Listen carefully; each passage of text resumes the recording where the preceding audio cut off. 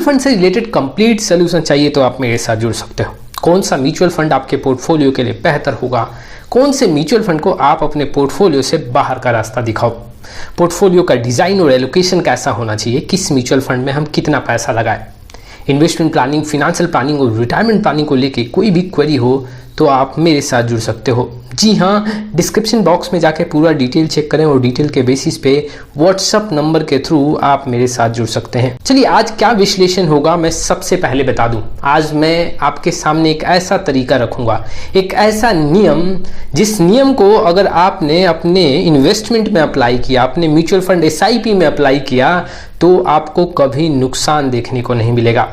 और मैं ये भी बोलता हूं कि इस तरीके के साथ आप बहुत जल्दी बहुत बड़े रकम को अचीव कर लोगे।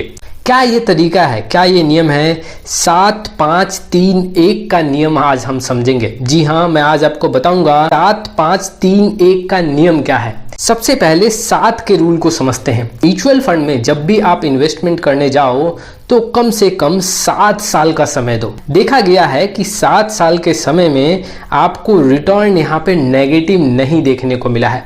पिछले 22 साल का अगर डाटा देखें तो जो इन्वेस्टर सिर्फ 1 साल के लिए पैसा लगाए होंगे 58% चांस होगा कि उनको 10% के ऊपर रिटर्न मिला होगा।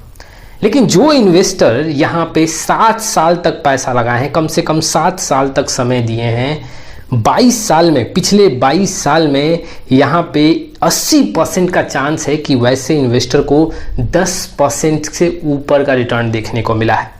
तो ऐसे में कम से कम अगर आप म्यूचुअल फंड इन्वेस्टमेंट को 7 साल का समय देते हो तो रिटर्न आपको काफी बेहतर देखने को मिलेगा। चलिए 7 के रूल को तो समझ लिए, अब 5 के रूल को समझते हैं। 5 रूल में क्या म्यूचुअल फंड का यहाँ पे टेक्निक है। जी हाँ, आप देख सकते हो यहाँ पे 5 पॉइंट को आपको ध्यान रखना है। सबसे फर्स्ट कि जब भी अगर आप म्यूचुअल फंड का सिलेक्शन करते हो तो डायरेक्ट फंड यहाँ पे सेलेक्ट करें। डायरेक्ट फंड में आपको 1% सालाना ज़्यादा रिटर्न मिलने का चांस होता है। ऐसे में अगर आप रेगुलर प्लान सेलेक्ट करोगे तो आपका पैसा कम इन्वेस्ट होगा और कुछ पैसा कमीशन के तौर पे चला जाएगा।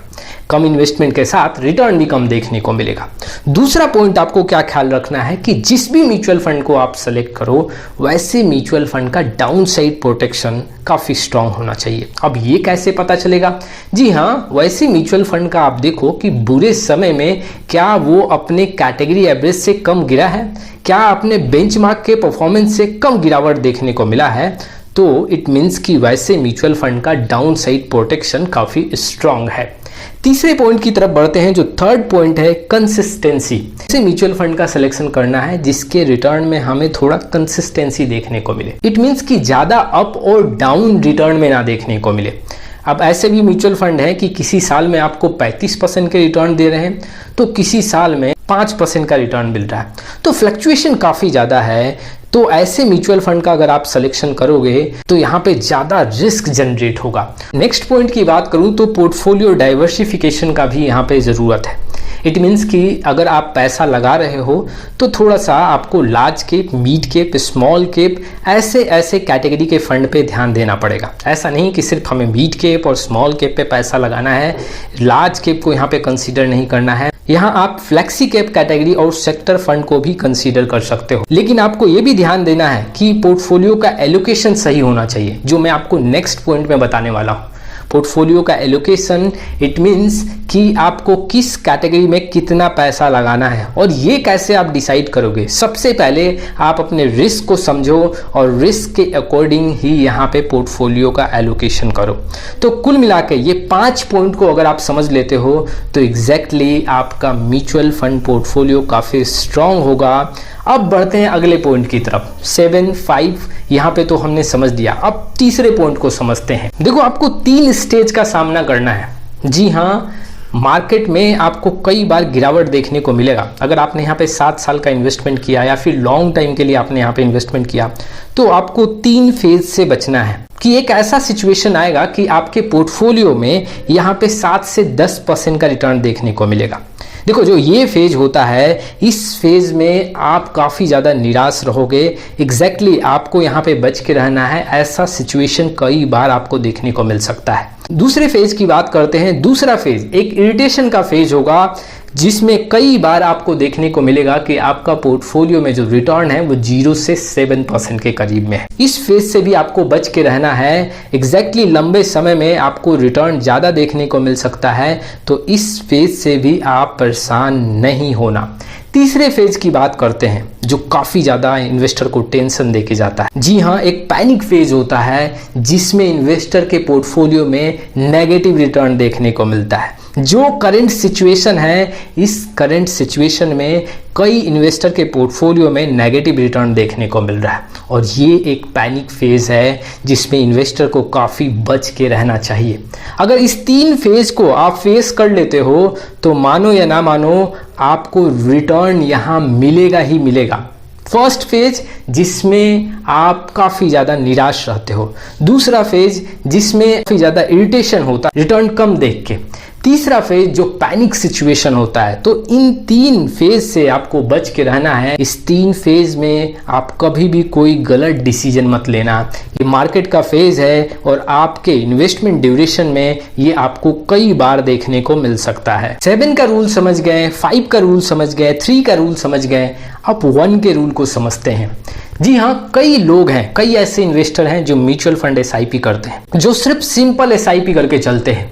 देखो, इस 1 का रूल कहता है कि आपको हर 1 साल में अपने म्यूचुअल फंड SIP को 10% से इंक्रीज करना है। फॉर एग्जाम्पल, अगर आपका इस साल 5,000 का SIP चल रहा है तो अगले साल 5,500 का SIP होना चाहिए।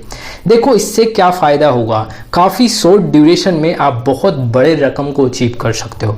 और मान लो अगर आप प्लानिंग करके चल रहे हो कि मुझे कोई 8 लाख का या 10 लाख का गाड़ी खरीदना है, तो हो सकता है कि जो आपका 10 लाख का बजट है उससे कहीं ज़्यादा आपको वहाँ पे पैसा देखने को मिले। मान लो आप कोई 2 BHK घर खरीदना चाहते हो, लेकिन step up SIP it means कि हर साल अगर 10% इंक्रीज करते हो तो आपका जो ड्यूरेशन होगा उसी ड्यूरेशन में आप थोड़ा बड़ा घर खरीद सकते हो, जैसे 3 BHK। एग्जाम्पल के तौर पे देखो, SIP अगर आप करते हो 5,000 का, 14% का रेट ऑफ रिटर्न लेते हैं 20 साल में, तो 65 लाख का फंड देखने को मिलता है। लेकिन वही अगर आप हर साल हर 1 साल पे 10% इंक्रीज करते हो तो यहाँ पे देख सकते हो 14% का रेट ऑफ रिटर्न 20 साल में 1.18 CR का फिगर देखने को मिल रहा है। तो सिर्फ 20 साल में ही हर 1 साल में अगर आप 10% इंक्रीज करते हो तो फिगर आपको दुगना से भी ज़्यादा देखने को मिलता है। तो ऐसे आप अपने म्यूचुअल फंड SIP से बेहतर रिटर्न भी ले सकते हो। अगर आप 7, 5, 3, 1 के रूल को फॉलो करते हो तो आपको म्यूचुअल फंड में कभी नुकसान देखने को नहीं मिल सकता है। आपका क्या राय है कमेंट बॉक्स में ज़रूर बताना। आने वाले टाइम में बहुत सारी वीडियो लेके आऊँगा। एक हम्बल रिक्वेस्ट, अभी तक चैनल को नहीं किया सब्सक्राइब, लाइक और शेयर तो अभी स्टार्ट करें। फिर एक नए वीडियो के साथ, तब तक के लिए जय हिंद, जय भारत।